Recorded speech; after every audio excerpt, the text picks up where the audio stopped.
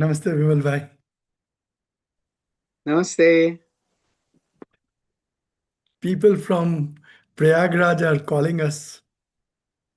You remember Prayagraj? Yes. Where we went for Kumbh Sukrit, Yes. Camp 67. Yeah. Now there is Magh Mela happening. And All right. Okay. So, oh, that happens in the same place. same place every year. Okay. So they then they are Okay. It happens now in the month of in the month of January January. every year. Okay. Okay. Okay. Maybe sometime we'll go. Someday. Yes. Though I'm so tempted. They Yeah. have the mud houses, everything. Same. Okay. I'll have a look on their website, and Yeah. maybe plan something for next year. Maybe we can. Why Yeah. not? Yeah. And nowadays, there's not so much of crowd. Yes, there is a crowd, but not so much. And people are going, and it's easy to take a dip in the Yeah. Sangam Yeah. at the Yeah. Sangam And place. maybe it's better at that time. Yes. Yes. Okay. Okay. Patanji, please send me that link with regards to that Dimri. Ah, Yeah. I'm sorry. No The problem. thick dimri you want, isn't it? The thick one. You want a bundle of that. Uh, I Whatever, did, that Dimri is very, very good. It's something very positive, which I can use in the healing so much. Yeah. I just forgot it. I No will problem. No. I think I will. I depend on Ashish ji to go and find out in his village when he is going, because Yeah. it's up in the mountains that you get it, not here down. Not down here. So that one, yes, I have to find out and then send it to your My sister. sister You said is coming back in March. in March. Yes, Yeah. So there is still some time. yes, yes, Yeah. yes. Yeah. Yeah. So, This is okay. beautiful. This is beautiful.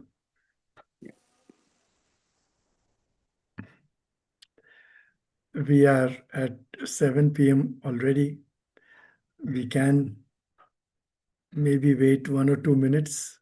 Maybe somebody is joining in. Otherwise, we begin. Namaste, Urvesh bhai. Namaste, Paulji. Namaste, Vimal bhai. Namaste, Sonia ji, Emma. Guruji, why don't you put a permanent link on our? I put that permanent link today. Yeah, okay, yeah, because I'm just scrambling because I have quit a lot of groups because they're just filling up my WhatsApp. You don't know Yes. what's happening where. So I just kept three: Hindi Yeah. one, our family chat, and family. That's it. Yes. Just Yes. people, So yeah. I've put this as a permanent. I've taken your advice. This is the permanent link. And on not this Saturday, Sonia ji is here. Fantastic. Namaste. Hi, Namaste. Umesh bhai. Hello, namaste. Hello, namaste, namaste, Vimal bhai, namaste, Panji. Namaste. We are absolutely Namaste, everybody. tight within our closest family Yes, group Emma is together there. today. Yeah. Yeah, Urvesh, you were so confused with the link. Kya hua? नहीं वो because I think this link was put on Mhm. some other group. I think maybe practice group. Sangha, you left Sangha group actually. So it was That's why. posted there. Dabbi, you didn't get it. Abhi, I just Ah, posted it don't back to quit. you. Don't quit Sangha He's group. quit at that. Now he says, I I have have so quit many everything groups, so else I except quit. I kept 3 main ones.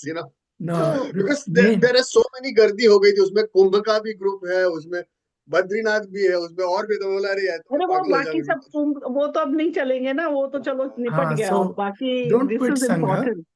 Okay, I'll go Stay into Sangha. go Okay, into Sonia ji, I'll Sangha. be into Sangha. Go into अच्छा add कर Sangha. देते हैं, अभी कर देंगे add. Go नहीं into वही Sangha. सोचू मैं कि why is not able to join and then I अभी I realize that you quit Sangha and I spoke to you Sangha, yeah, also that's why. कि क्या है, That's why why. You want to quit. तो ठीक है कोई बात नहीं, I will make you join that again, join you. Guruji, one question was writing before you. I don't know you're recording or not, but when you put down the date of Sri Ram's birth today in the question is that Sri Ram was in Treta Yuga. Then the Dwapar came in, and if you look at the counting of the years in each yuga, then how does it correspond to just 5,000 years back? I That's know. that's one is the biggest mystery I try to fathom, because The big problem. even if you look at the archaeological evidences with the Ram Setu and all, it goes to a few 100,000 years back. Yeah, so we do not know in which cycle, what cycles of time have happened. That's what it is. But the references that Valmiki, we know the date of Valmiki. We know the date of Valmiki Ramayana. It's written in Sanskrit. It is younger than the Vedas, no doubt on that. See, because there is a linguistic history, we know the history of languages. So Yuga system, full honor to that. I cannot comment because the numbers that are put in there is so mind-boggling that Yeah, it cannot correspond to the the historical modern dating. Yeah. evidences, of modern history. I'm a student of history, so I know how carbon dating happens, what evidences of what. So the oldest we are able to go back to is Mohenjo-daro, Harappa, and before that, hardly there are any evidences. That also is around 5000 BC at the most. If you pull, That's why that Kali temple near Jabalpur, which is supposed to be 10,000 years old. Now, if you have that worship of Ma Kali 10,000 years old, yeah, then those, even it defies the Harappa and Mohenjo-daro dating as well. yes, okay, so even if it is 10,000, so let's say 10,000, we haven't gone back to 1 lakh or 5 lakhs of years, so Yeah. keeping that in mind, and purely keeping Valmiki's astronomical references in mind, Valmiki's references. Here is Pushkar Srivastav, a scientist. He's written a book called Dating. You might love to probably pick that book up. It's an interesting one. Or if you don't find it, then I'll do a photocopy and give it to you, a copy of Okay. that. Dating of the Era of Lord Rama by Pushkar Srivastava. In that, what he did, he put those astronomical data. Jupiter was here, this was there, moon was there, whatever, all of that, and ran it on a software and kept going back. And he's described how there is a mention of eclipse at the time of entry into Lanka, and he was not able to find it because he himself had made an error in calculation. Actually, when he corrected it exactly at that time, that eclipse showed up.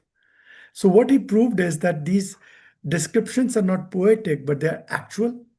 And in time, going backward, they happened on those dates. I will share the chronology. One more thing, a question. Okay. So now, every few 100 years or something, the same astronomical events keep on happening, reoccurs. It is evident, isn't it? So every few 100 years. Not necessarily. All the planets to be in exaltation like it was, and then exactly the same astronomical combinations later on at the time of their marriage or at the time of entry of Lanka, in those, and all making sense. When you put all Okay. of them together, they all fell into place I'll send you. It's if you have Living Hanuman, do you have that book? Yeah, I have it. Yeah. Then just go to in the right in the beginning is a chapter called Hanuman Biomythography. In Yeah, that you yeah. have that. No, So I completely understand what it is. But then when I go to yoga system, and when we spoke about specifically Treta, and then after that Shri Krishna is coming. So I think there so has to be. so So in the Yuga system, Dwapar started around 3000 BC because we have the dating of Janmejaya. hmm, Janmejaya, Ajat all hmm, these are kings who yeah, we can trace down in history. That's around that time. So 3000 and the dating of Mahabharata is around 3100 BC. So before that 2000 years, Treta Yuga. So it's almost a 5000 almost 5000 odd years cycle or 2500 years cycle. So then 2500 years, 2500 years later, Kali Yuga starts. Now that 2500 years is coming to an end, and people are saying we're already going into a new age, a transitory age, a Yuti Yuga or Sangam Yuga, after which a new age will happen. So this is a 10,000 year cycle, 2500 years each. That's okay. all. So uh, now, how did they, by what reference did they use worship? How much was that for, and whatever? Uh, because when you speak, when you read this Puran, Shiv Puran, and all that, they so casually talk of he meditated for 30,000 years. That person then meditated for many lakh of 10,000 years, years. 10,000 years. We can only keep quiet. We can say probably these are poetic figures. To expect that people were living for 50,000 years, then you get into that, then how old will their kids be and whatever. But then if you go to the Bible, then if you go there, and probably one of the children of Moses, or Moses himself at some point in time is meeting an old woman, and she's crying that my son has died, and she was sad because of that. And the son, then she said, how old was your son? And she said 250 years. So 250 years was young. People were living for 1,000 years because Moses himself is supposed to live for 970 years or something like that. So then, but is it all true? Does it fit? Do we understand what they're talking of, whether they're years or months? There Have they is mixed up on that? there is one interesting chapter in Tripura Rahasya where there is this king, and I forgot the name of that sage. He's doing his penance, or he's doing his tapasya, and then king goes from there, and without paying any respect or something, so his son comes out from a rock and defeats that king's army and takes them back into the rock.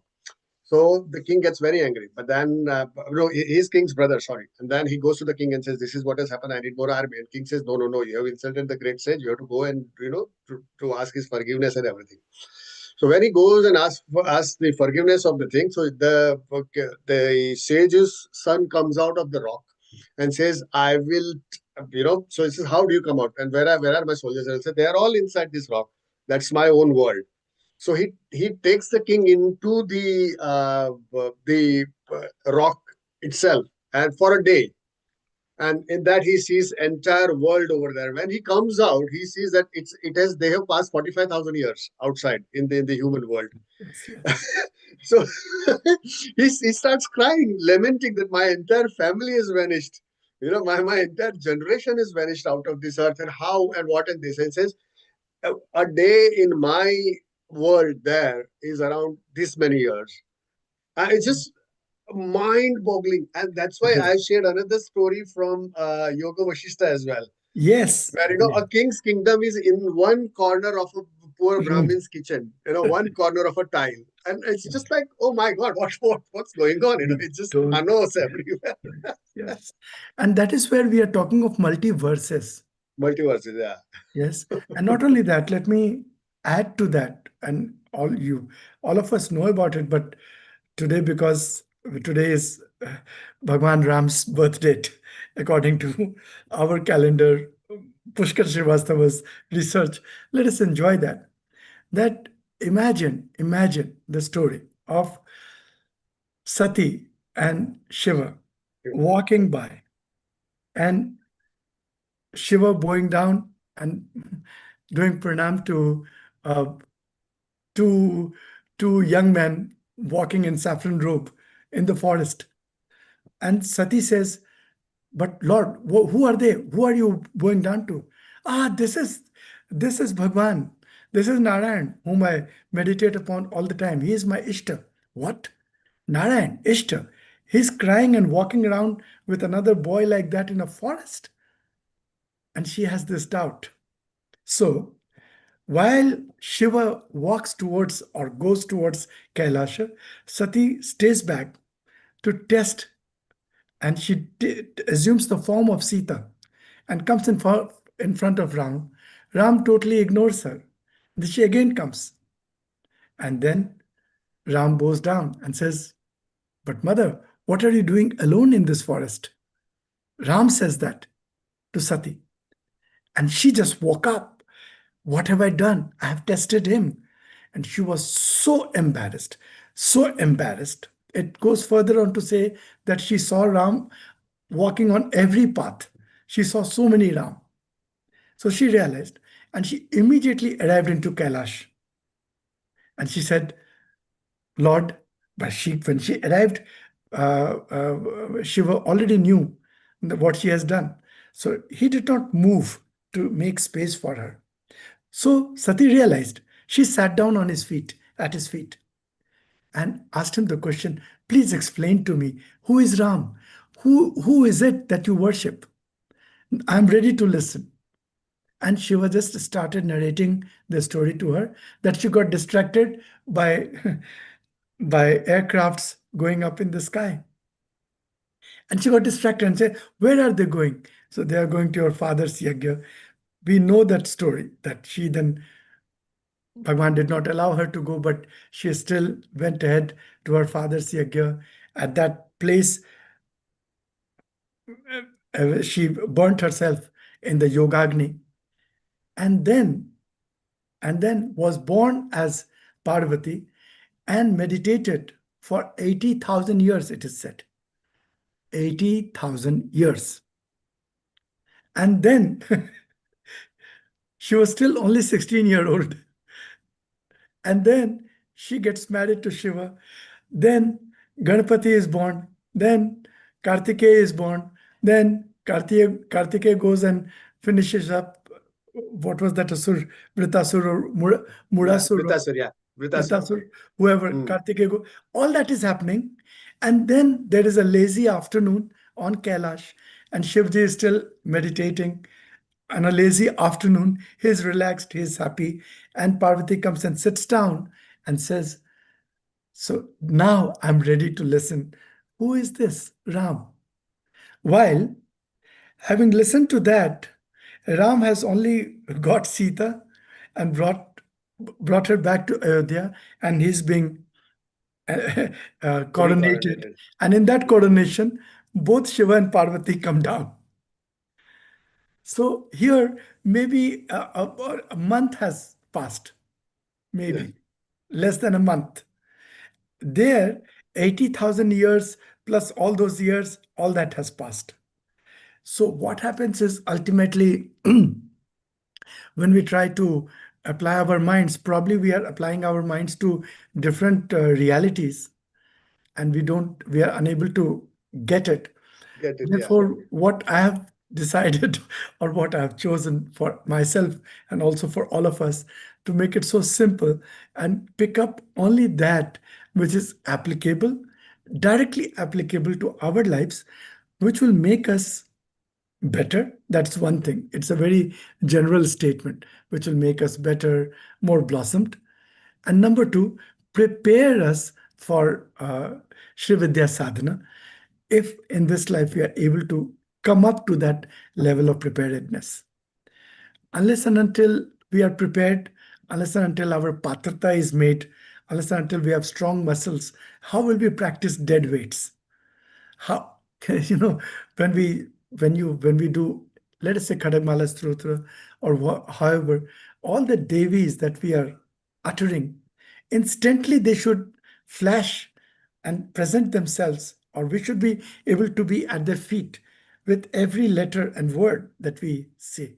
To have that level of mental clarity, dexterity, fluidity, that level of inner cleanliness, and that we need preparation.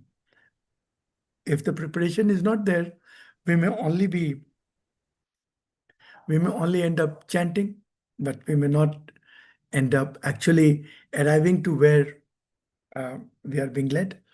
So I have simplified everything, and even now when I listen to any katha, Murari Bapu, especially these days, I'll be going for 70. Archana ji, you wish, please join in if you have the. It is going to be early in the morning for you because 10 o'clock it is going to begin from those days. If you Dimple is coming from from Gurgaon, so they both can come together. if it If is she like wishes doing a to. job, 1 day only. She's coming for 1 day. she's coming for What date is that? That's From going to be 7 22nd. No, Okay. the whole katha is going to start on 17th in the evening. That is next Saturday evening, and then 18th onwards in the morning from 10 to 1. That is the time, and I would highly recommend to make yourself available and absorb whatever happens. But whatever happens, there is certainly a mystic magic when Bapu is sitting and narrating that katha. It is also it is not probably, it is because he has now attained a siddhi in that. This is the 971st katha he will be doing. Each katha is 10 days long. So you can imagine how many kathas he's done in last 60 years of his life. He's 81 now. So to see an old man sitting up there, a sadhu, but a man like us, a person like you and me. He has three daughters, one son. He has lived his full life, provided for them, got them married, children, grandchildren, and he's been doing this, only this. He has done nothing else.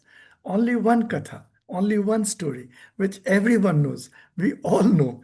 He says that again and again and again, but each time it is always as if you are listening to it for the first time, and it is almost like a immersion in Ganga, or it's like an immersion in, or it's like an initiation.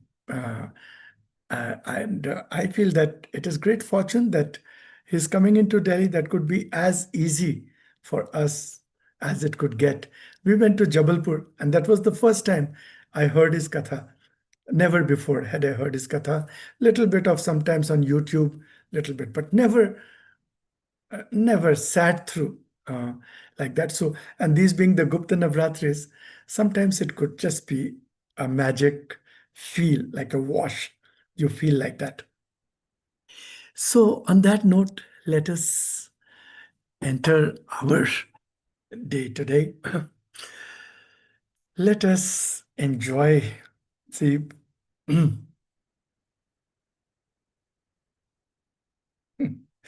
Namaste, pranam to each one of us. So, as we enter today, once again to reintroduce ourselves uh, to the Sri Chakra, which we already are fully familiar with, but yet, as I was mentioning, just as Ram Katha can be heard again and again and again, Sri Chakra again and again, we can re-enter, come out, re-enter, come out, till some aspect of it begins to settle within us. And we have seen the Sri Chakra, we are aware of it. And right behind Urvesh Bhai, he always has this beautiful Sri Chakra. And can you imagine that is the way our mind or our energies are arrayed. And we actually, probably there's a Sri Chakra around each one of us, exactly like that. And we we are only just not aware of it. So that chakra, we have seen various aspects of the chakra, and we will once again see various aspects of the chakra. We have also seen that Sri Chakra or Sri Vidya is the science of beautification or the art of self beautification. All of that we have seen already. Um,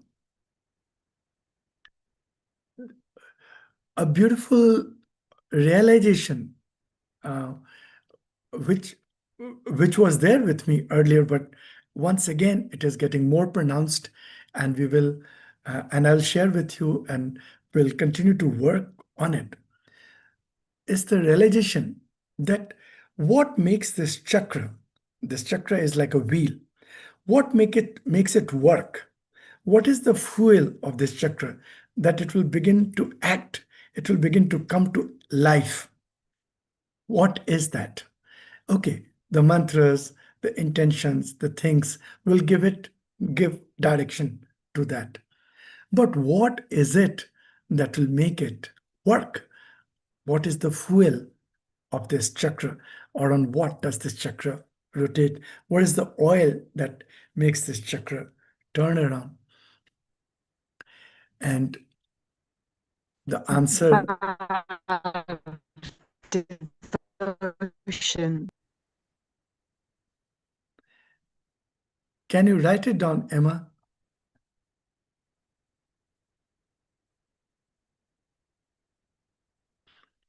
Emma, just write it down and I will look at it, and then we'll take it from there.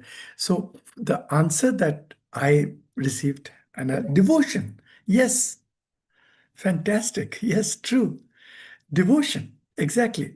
But how do we break it down? Devotion, yes.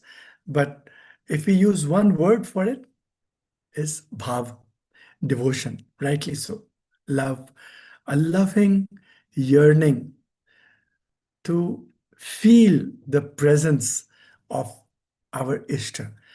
Ishta, our worshipped, if she is in the form of a mother, then as a mother, to feel her presence. If in form of Hanuman, to feel his presence. In form of Ram, in form of Shiva, to feel the presence of our Ishta, and to be in a state of, it's called bhava. Bhava actually is translated as feeling, bhava. But bhava, feeling is two ways. One is from outside, something comes in, we understand it, and then we feel good or bad about it. The other way around it is an intrinsic feeling, an intrinsic state of being, which which by osmosis moists our feeling and our thinking and our doing. Deep intention, not deep intention, feeling, being a state of being in love.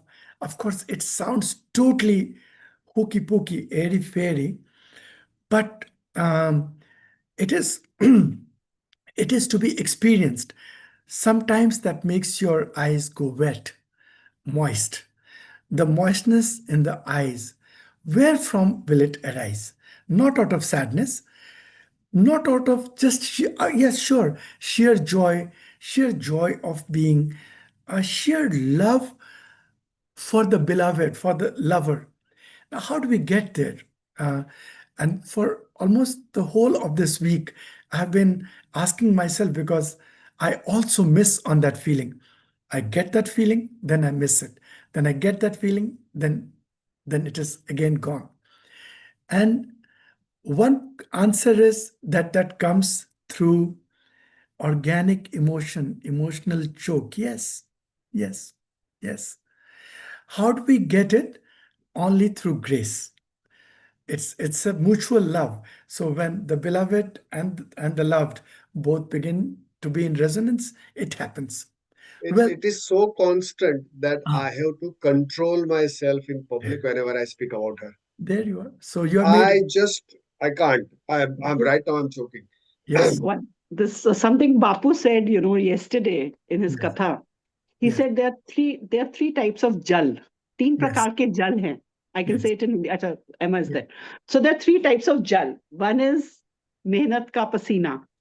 Yes. हमारे शरीर में जो है. One English. is मेहनत का पसीना. जो मेहनत से पसीना आता है हमको, वो भी एक Please जल है. speak in English for her. Sorry. Yeah. So anything that you work hard and you are sweating is the jal that you get. That is also jal means water content that is in our body already that we just excrete out, specially.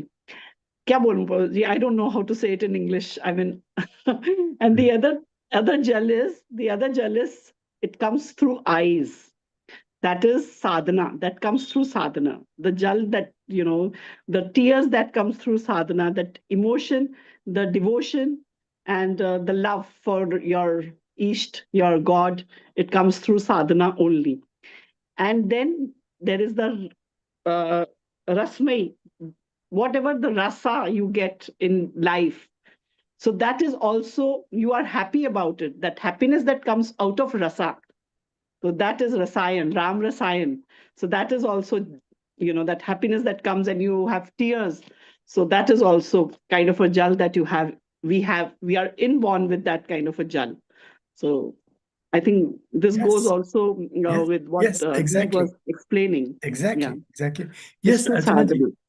So, Pavanji, I don't know how to explain it because many years back I went to Sri Lanka and Chinmay mission में हनुमान जी का इतना बड़ा वो था. Even now I feel this. And they were doing a abhishek over there. And you won't believe I started crying just looking at that huge statue. And the he डाल रहे हैं, डाल रहे हैं. And Ravi turned around and he told, "Why are you crying?" And I hadn't even started believing in him so much. So I don't know how to explain it. Yes. Exactly. It is beyond explanation. That's the love, yeah. Or this is what. This is And what it is is not the devotion and statue. love that comes. Suppose there is a statue of stone or whatever, and you pour curd on it. Why will you Yeah, cry? right. Yeah. Why And I would you? wasn't even part of Sri Kula at that time. I had just gone to Sri Lanka and I just saw it and I just broke down. Exactly. So it's very And difficult to explain. and for Emma, I It's will coming recap what. now also to you. Yeah. Yes. Yes. It will never The leave you. effect is still there. And it is because of that that we are here. Otherwise, Yeah. there is nothing. Now, for Emma, I will recap that Bapu was talking about three essences, you can say. Jala means water, moisture, three types of moisture, three types of essence. Nectar, you can even say nectar. So the first nectar is the nectar of working hard, physical nectar. Working hard, and out of that hard work, sweat arises. But it's not only the sweat, it's also the joy of having worked hard. Hard work is a reward in itself. That sweat is the reward of your hard work. You feel that. And anyone can feel it. Hard work, you get sweat. There is a sense of uh, completion with that. Then the second essence he spoke about is the nectar that flows through the eyes in deep states of emotions that wells through the eyes. That's the second nectar, the tears. And the third nectar, the third jala, is rasa. Rasa, the essence, not essence, the nectar of life itself, the moistness in life. People live very dry lives. People who are working on a stock exchange are living very dry lives of numbers. They cannot, they are sometimes not able to deal with social environments. All they can do is have a drink and put very loud music that there is no exchange, there's no connection, there is no looking into the eyes. But at the same time, Those set of people who sit down and sing the glories of God, kirtana, or listen to a beautiful music, or people who appreciate music, love, beauty, togetherness, uh, just nature, and having an appreciation for that. That is another, that's the third type of rasa or jal that Bapu was talking about. Yes, absolutely right, Sunyaji. This is what I'm referring to. And without this rasa, without this moistness, which is beyond words to explain, what Archana ji said is exactly what I was meaning to express. Those tears, which have no words, no explanation, they were neither from pain nor from anything, they were just there. Those tears are the tears that makes the Sri Chakra work. How do we get them? How do we cultivate those tears? Because they sometimes happen, sometimes they don't happen. And Sri Chakra is a scientific, is a very laid out system to work with. How do we ensure that we are in that bhava? What is in our control that we can do, which can, or what we can feel, which can lead into that? For me, this was a eureka moment, but it's a very commonsensical word, very common word. We all use it. Is the sense of gratitude. We can, it's in our control to cultivate a sense of gratitude. And we could be grateful for anything. Even this shirt or this mala, there's not one thing that can arrive into my hands without Without grace. her grace. Not one thing. Mala, a pen, let's say, anything. A box like this, musical, what's say, But Guruji, sound box. one thing I observed, and I think personally it maybe it's me or something. But unless and until you don't fall in love with her, whatever you do, everything external, whatever you do, gratitude or surrender, everything, nothing works. No, Urvesh bhai, what I'm trying to say is that falling in love is falling in love. Do you understand? Suppose I'm not able to fall in love. Then what do I do? How can I cultivate love? What do I do to arrive? Be with me just for 1 minute. How will Yeah. I arrive into that field? So, for some people, it's natural to be in love. Naturally, they are loving hearts. Archana ji is in love. She had tears looking at Hanumanji's murti. Even if it was only one time, in one moment, it is there. That seed is there. So it's okay for her. But there are people who do not have it. How will they cultivate their mind such that love sprouts in it? Even if the mother or Hanumanji is pouring love into us, it will fall, it will go off the rocks. Our minds are so dry. There is no bhava. So, which is the highest bhava that can be consciously cultivated? It is my understanding that the highest bhava that can be consciously cultivated is that of gratitude. Think about it. It's easy because I know that this mala, this much is okay, that I can see with my eyes that somebody would have made it, somebody would have beaded it would have traveled to so many hands, and finally it made to me. So many hands have touched it to make this mala happen. It's just not few rupees that I paid for it to get it.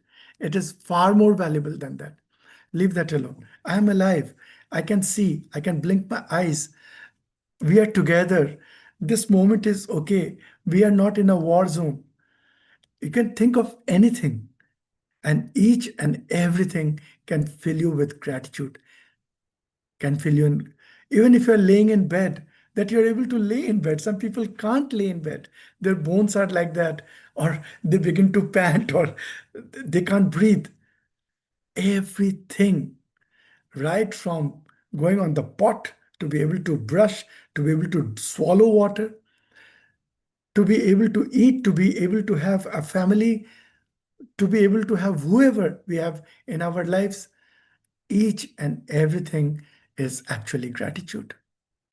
And when you go and you get touched that how sacred is this quality that even Rama is said to be full of gratitude.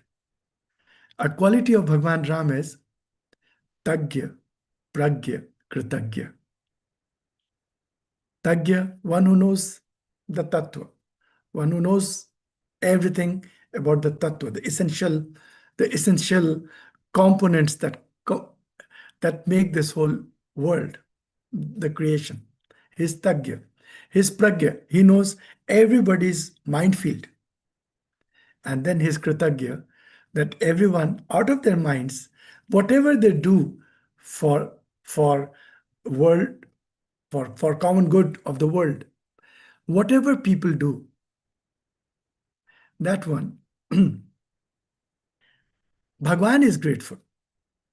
Not only that, when Shiva narrated the story of Ram to Uma, to Parvati ji, at the end of it, she says, I am Kritya Kritya.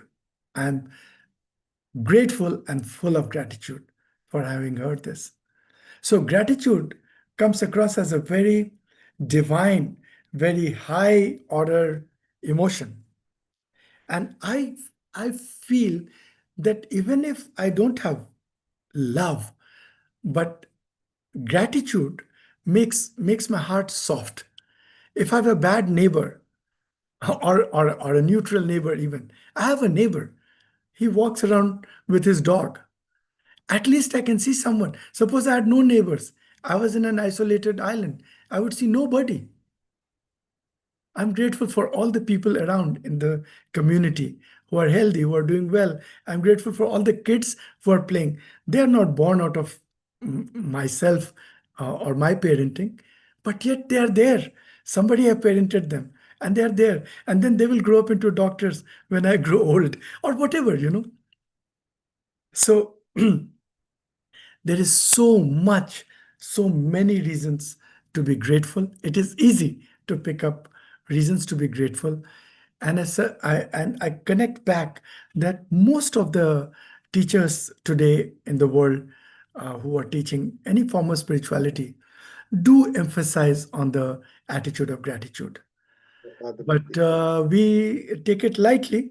Uh, but now, if you take it seriously, it could become the starting point to fertilize or soften our mind so that we feel the moistness of love coming in for the divine. So it's like plowing the piece of land in your mind. Exactly. Plowing I this piece wanted of to use land. the Yeah. exact word. Yes, you picked up the word. Plowing Prasad the Buddhi. land with gratitude. Prasad Buddhi. Yes. Prasad Buddhi. That is why you will Absolutely. find, Urvesh Bhai, in the petals we have already discussed, Prasad Buddhi sits Prasad there. Buddhi. A grateful mind, a grateful mind. So,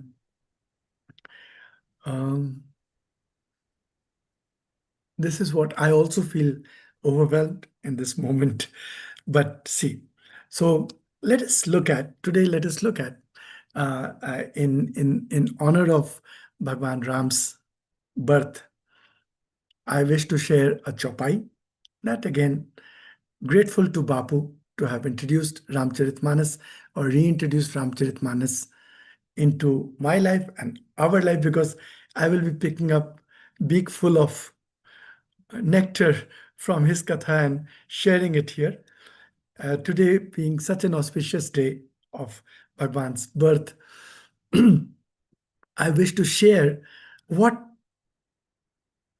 actually triggered the birth of Ram. But there are just two lines, and then we'll go deep into it. We'll just go one step deeper into it, and out of that also pick up for ourselves what we need out of that, and we will find how it relates again back into our Shri Chakra practice. So I will share the chopai. I wrote it in my hands, and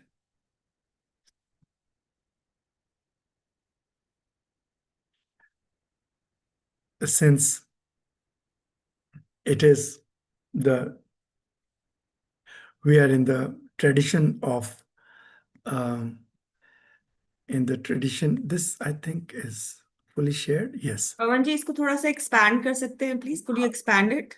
How do Zoom in. How do we do that? There is no way. There Just zoom earlier it it and was zoomed in. कैसे? you can zoomed in. It's coming. Shringi ka hai na? It's Shringi Rishis. How do we zoom in? Tell me how to do that. Just the picture you zoom in, and I've zoomed it, and it's clear now. I can read it. Sure. So each one can zoom in their own computer.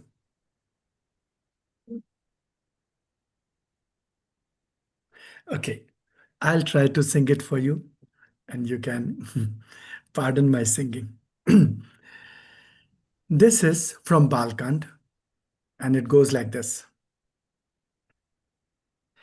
Shringi Rishi Vashishta Bulawa Putra Kam Subh Jagya Karawa Bhagati Sahita Muni आहुति दीन है प्रकटे अगनि चरु कर लीन ने श्रृंगी ऋषि वशिष्ठ बुलावा पुत्र काम शुभ यज्ञ करावा भगति सहित मुनि आहुति दीन है प्रकटे अग्नि चरु कर लीन है. What does it mean?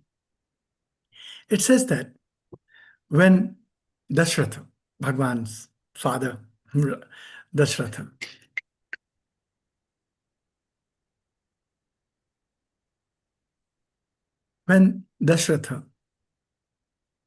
realized that a long time has passed and I have everything in my life, but I don't have progeny. Then he went to his guru, Said Vasishtha, and said, please guide me. How can I have a progeny? I need it. Please bless me with one. Then Said Vasishtha said that Said Vasishtha advised him that we have to do a particular yajna, but that yajna can be performed only by one particular rishi, Shringi Rishi. So, Shringi Rishi Vasishtha Bulava. Vasishtha, Said Vasishtha, called Shringi Rishi. Shringi Rishi arrived, and then Putra Kameshthi Yajna, Putra Kam Subh Yajna Karava. Putra Kameshthi Yajna was performed. Shubh Yajna. It was an auspicious Yajna. There were demons who used to perform inauspicious Yajnas also. But Shubh Yajna was performed out of that during that performance of that Yajna. Bhagati Sahit Muni Ahuti Deen hai. Shringi Rishi along with others. But Shringi Rishi himself, the ahutis that he was putting in the fire, offering into the fire, the oblations into the fire were not mere oblations along with mantra, but they were along with mantra and bhakti. With loving devotion, he put these oblations into the fire. And at the end of it, as a result of it, prakate agini charu kar line. Fire, the personality of fire god, Agni himself, Bhagwan as Agni, appeared in the flames, through the flames in it, with charu. Charu means kheer, milk porridge, rice milk porridge. In his hands, in a plate, in a bowl full of milk porridge as prasad, in such a way, Agni appeared and offered that, gave it to the Rishi. The Rishi passed it on to Vasishtha. Vasishtha passed it on to Raja, to Dashratha, with an instruction with an advice to share it, to give it to all his three queens, Kaushalya, Kekai, and Sumitra. And they all had it, and it is so said that in a short time, in 9 months, as the time came, that all three of them gave birth to Ram, Bharat, Lakshman, and Shatrughan. Okay. Shringi Rishihi Vashishta Bulava, Putra Kam Sub Jagya Karava, Bhagati Sahit Muni Ahuti Deen hai, Pragate Agni Charu Kar leen hai. So, when we go just a step deeper into it, for the birth of Ram, here Ram is Bhagwan, Paramatma, Parmeshwar, Param Brahman himself in the form of Ananda, in the form of joy. The word Ram means joy. In that form, God himself, Param Brahma himself, had to incarnate. He was, or we can say that all the joys are incarnations of that Param Brahma himself. Now, to make that incarnation happen, what happened? What had to be done? A yajna had to be done. It was just not. It just did not happen like that. Look at it like this: for many people, short joys from material things or from some objects or people or person, that is possible. But experience of sustainable joy, sustainable happiness that we all yearn for does not happen. We are not able to conceive it. We are not able to produce that. We are not able to create that. For that, yajna needs to be done. For Param Brahma to manifest as joy, as or allowing the manifestation of ahlad, of joy, yes, in our mind field, in our heart fields. Now, yajna, we have understood. That is why our Shri Mantra includes the word yajamahe. And we have known what is the meaning of yajna. We know how it includes not only worship, but it includes coming together. Coming together. This yajna was not done alone. Vashisht could have done it. He didn't do it. He called someone, and we'll go into that.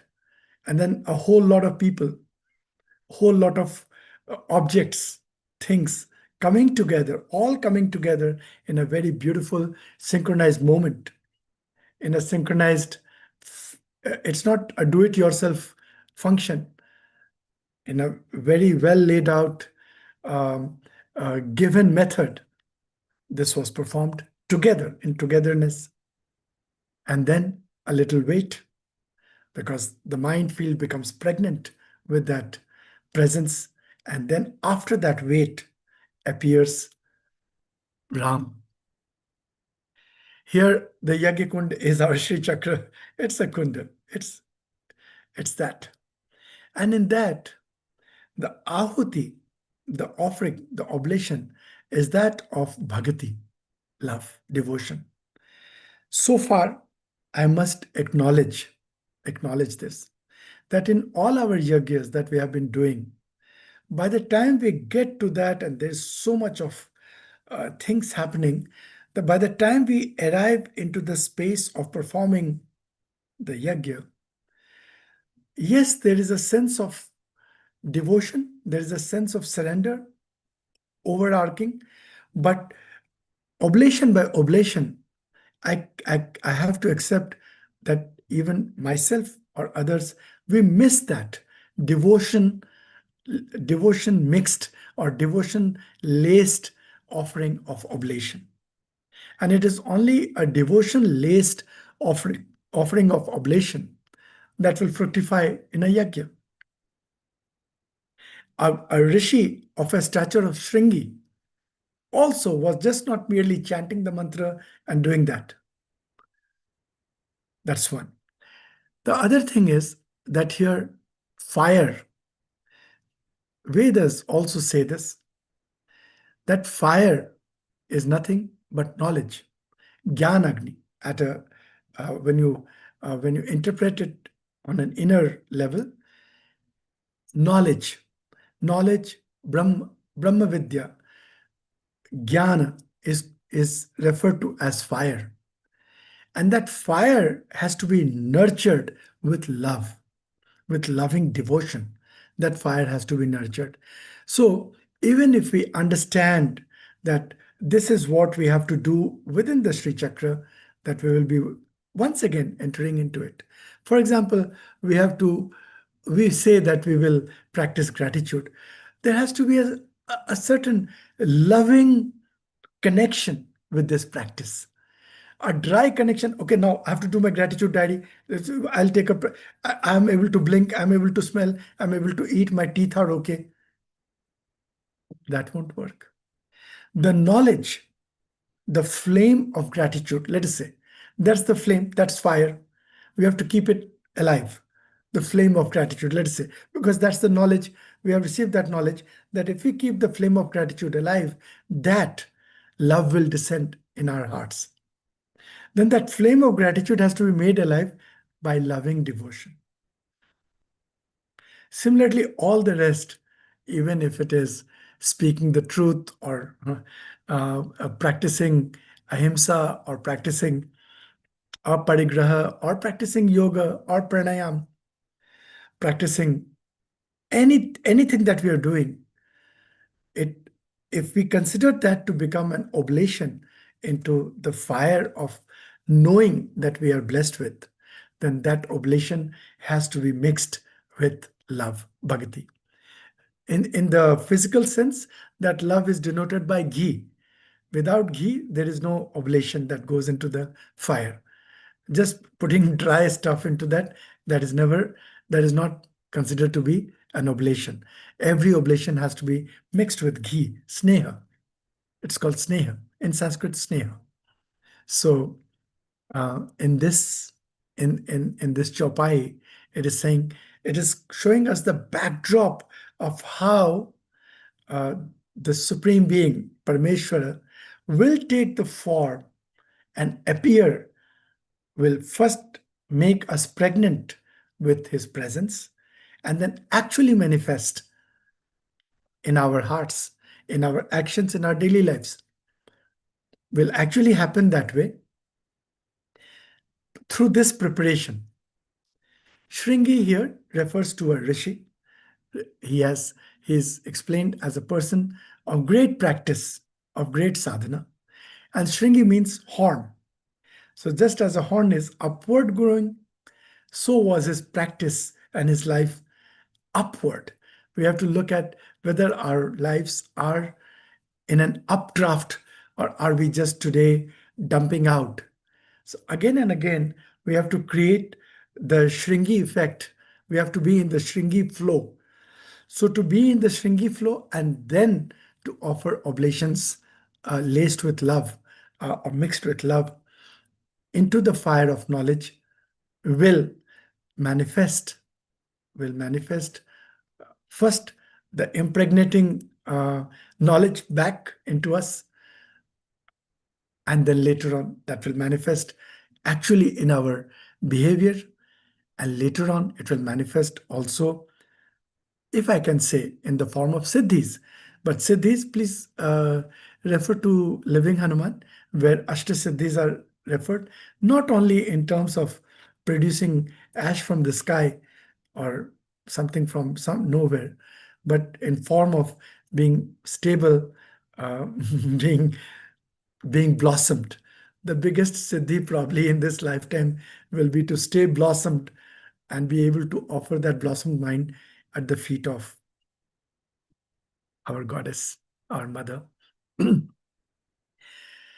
So here, Pavanji, why Shringi? Why only Shringi was called? Why Shringi Rishi was called? because at that There were so many other rishis that Vasisht could have invited. but at that time, Shringi was Hanji. Vasishtha knew that it was Shringi who had the power to do a Putra Yes. Kanishti Yajna. Hanji, acha. And Everybody, also, Bapu, yesterday he said that Shringi did the sadhana of the 5 elements. 5 elements. We'll talk about है that. ना? Hanji, hanji. So, Sometimes we'll speak about, because again, Sri Chakra contains the 5 elements. 5 elements, The hanji. next time, because now we are nearing the closure of time, we will speak about the 5 elements. Shringi was a rishi who had a full mastery over the 5 elements, and he was a great rishi, and he came along with his wife Shanta, Yeah, and Dashratha's daughter. some She was people, Dashratha's daughter, she was Ram's Dashratha's eldest sister. Ram's elder sister. But some people say that she was not, that Shanta was not Dashratha's daughter. She was the daughter of the king of Anga. No, the Rampada adopted her because Kaushalya gave birth to the first female child, and Dashrath wanted an heir to run the kingdom. Okay. So the king Rampada adopted her. And Okay. how Rampada got to know about Shringi as well is that he had a drought in his kingdom. True. And somebody said that the Shringi is the great sage. If he walks into your kingdom, the rain will happen. Yes. Now Shringi was in such a tapas that he wouldn't move. So Ah. he sent celestial apsaras to attract him. And Shringi has never seen a woman in his life.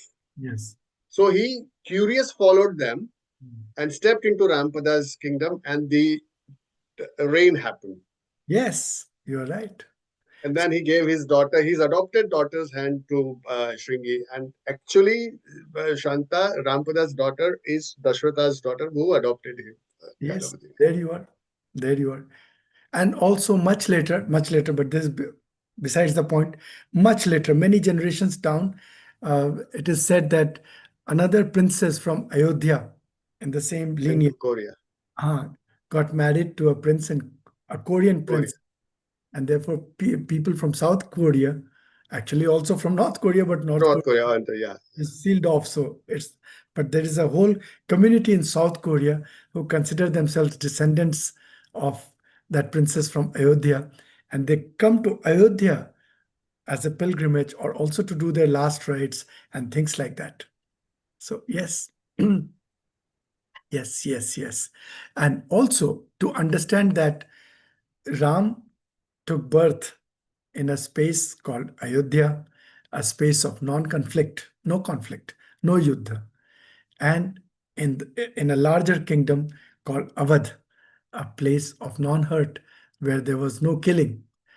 Now imagine first to create a minefield, which is purely practicing ahimsa, the first petal of the 24 petals, ahimsa, to practice and make that firm as our practice in all its layers and ramifications, then to offer this yajna, and then Ram to come into that heart space of ours. So otherwise, the easier way is invite Hanumanji, who already holds Ram in his heart, and then everything works.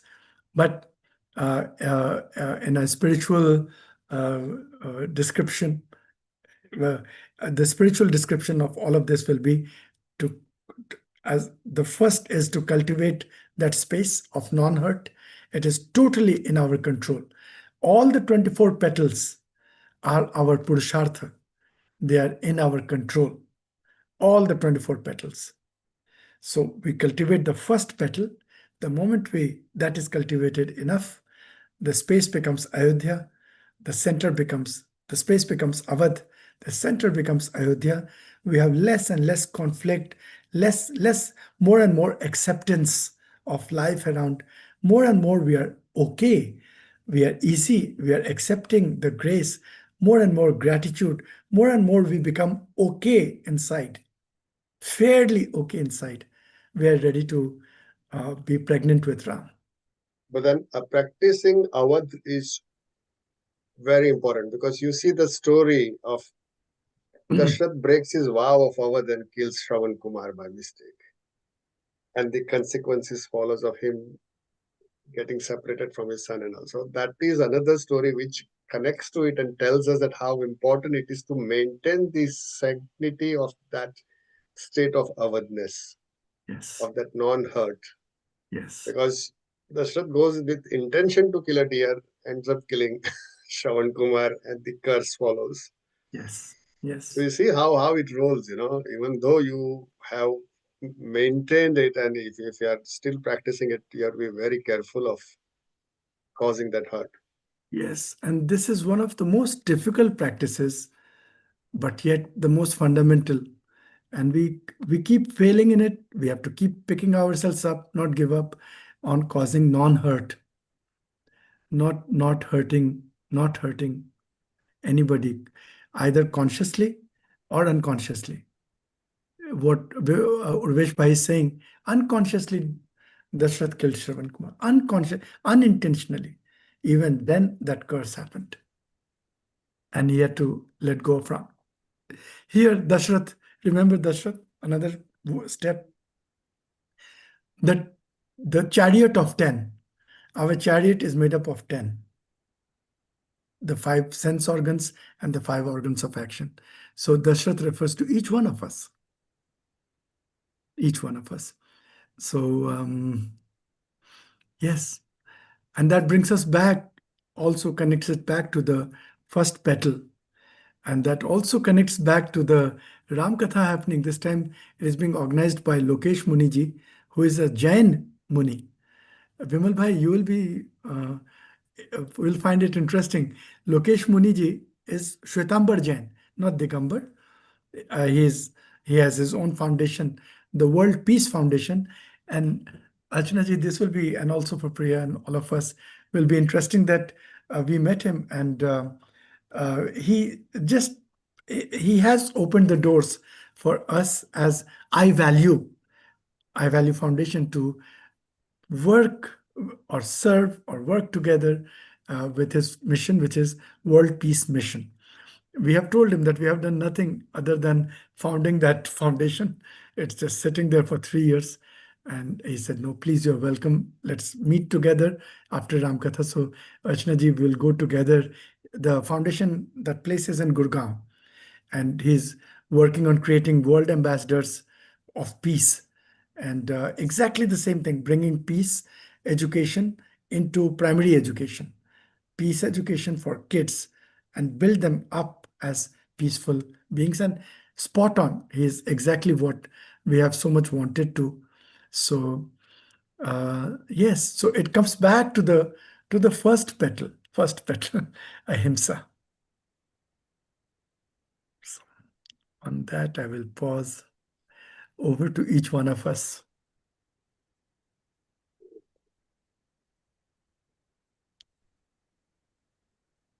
It is the same old conversation, but reassuring and sort of re-prompting us to pick up the threads. It's not old. Every time we hear something, it's like light that comes to us. Honestly, we light so many places in our homes, right? Either diya, either light, either lamp. Similarly, this is light coming to us in different forms, but bringing us back to the core. Bringing us back to the core. Whichever way you step in, I found that this time, the previous time when, or the previous times when I have approached Sri Vidya or Sri Chakra, I have approached it from the aspect of knowledge, because all the time Vidya used to be in my head. So Vidya translates into knowledge, knowing, knowledge. This used to be translation. So my mind would always go via the intellect and start talking about it or sharing whatever I did. But today I approach it in all humility from the side of Bhava. That will be the first step into it, almost, without which it will be dry. You will not be able to build. How will you build something only with dry sand? Even the sand has to be made wet to make it stand on it. I just want to add to one thing that Urveji was mentioning, that, one has to fall in love. So in that concept, love is love, whether it is a person to another or human to God or human to animal or human to plant or whatever. It's the same thing. Now, if a man pursues a woman or a woman pursues a man, they don't fall in love the minute they see each other. It is with the gestures, what they do to each other. You know, you feel appreciated. You want to appreciate the person. You start appreciating and you start feeling grateful and you start realizing this person cares for me. Right? That's how love starts growing on you. It doesn't happen like by force, right? So you rightfully said that whole moment, those small things, that small which is so big in our lives, right? That bhav of gratitude, where perhaps Archana ji felt so full at that moment, so full. It just it just poured out, right? So that it was that moment of gratitude, of witnessing something so beautiful, Yes. right? So love doesn't happen because we force it. It happens with appreciating, right? For being grateful for what we are getting or what we have. So I think love grows that way, right? So similarly, भगवान के साथ भी force नहीं होता है because पहले questions होते हैं, logic के सवाल उठते हैं. There's so much of not just within us, even when we are talking to someone, right? Sorry, my alarm. So it grows on us. So gratitude actually is the way that it grows on us, or that realization. Before gratitude comes realization of what we have, and then we start that moment, the words start coming to us, that expression, that bhav starts coming to us of gratitude, and that gratitude just flows us into love. Process पे जा रही हूँ मैं, अगर process की बात करूँ तो, राइट? सो या, That is why beautiful I again thought, today Pawan ji, beautiful, thank you. truly, because, and what you have said is exactly what our heads are so process driven. You want to find out where can I step in, where can I take control. So on gratitude, we can take control. We can begin to cultivate a sense of gratitude. And you rightly said that Rachna ji felt full. Love is about feeling full with that particular emotion, and gratitude is about looking at the glass half full. Whatever it is, on the fullness side, when you look, you feel grateful. So this is, yes. May we have a beautiful evening ahead together. And we Thank you. join in our Mother Lotus.